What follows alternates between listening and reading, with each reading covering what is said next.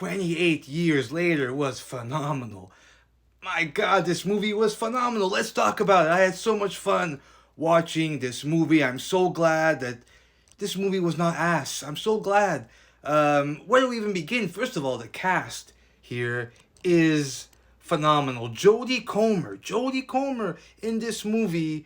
This should be in the conversation, in the Oscar conversation. Her performance in this movie, one of the best performances of the year. Ray Fiennes, probably one of his career best in this movie. Aaron Taylor Johnson, Alfie Williams, who plays the kid, great. Now, obviously, this is a sequel to 28 Days Later, which came out in 2002. There was another sequel after that one, 28 Weeks Later. Let's not talk about that, okay? That movie is ass. It's garbage. It's not even made by the same writer and director. Forget about that movie. Wipe it from your mind. It doesn't exist. Put it in the past and no, okay? But the original is a classic. Now, if you don't remember it that much or if you haven't seen it yet, no worries. You're not going to be lost in this movie. However, you should watch it. You should watch it again, or if you haven't, you definitely should watch it. That movie is a classic. It's a horror masterpiece. I love that movie. Anyways, this one, the premise here is that there is an island of people that are quarantined on this island. They cannot go on the mainland because it's riddled with zombies, okay? So they're sequestered on this island, but every once in a while, they have to go to the mainland for supplies, and also it's a rite of passage. Going on to this mainland and hunting zombies with bows and arrows. I know. Hunting zombies with bows and arrows. I know. You heard that sentence and already you're sold. Already you're sold.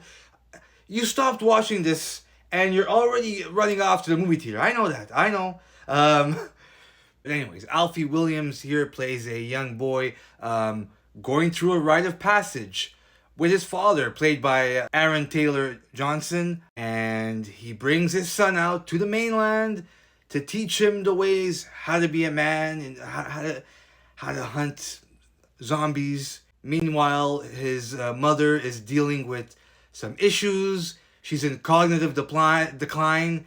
She is not well. She's terribly sick. And he has to deal with keeping his mother safe, finding out how to save her, and fighting off zombies, among other things. I don't want to spoil this movie too much. One of the best things about this movie is when you sit down and watch it, you don't know where it's going to go. There's a lot of surprising ways that this movie goes. I went in completely blind. I don't want to see any spoilers. I went in blind and I was surprised by a lot of things. Now, the action scenes with the zombies is so much fun. It's gruesome, it's brutal, it's high adrenaline, but also this movie is also a coming of age story, and it's also a movie about dealing with death. By the way, just as a side note, if you saw Sinners and you remember the vampire Remick, played by Jack O'Connell, who did a great performance in Sinners, well, here he is again. Once again, he's bringing... What a year Jack O'Connell is having. He's in two great movies here, 28 years later. Sinners, both great performances. Jack O'Connell rocks. The movie was written by Alex Garland. You know Alex Garland. He did Ex Machina, Warfare, Civil War. We have Danny Boyle, who directed 28 Days Later. Danny Boyle, Alex Garland, pairing up again as a writer-director team to make this. And what a great job these guys did. This movie is so imaginative. It's unique. It's visually striking.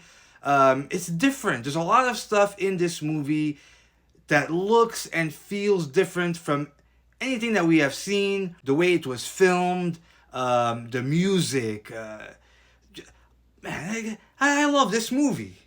I love this movie so much that I'm willing to forgive Danny Boyle for making that stupid Beatles movie yesterday, okay? Danny Boyle, I cleanse you of your sins because you made this movie. I forgive you for the movie yesterday, alright?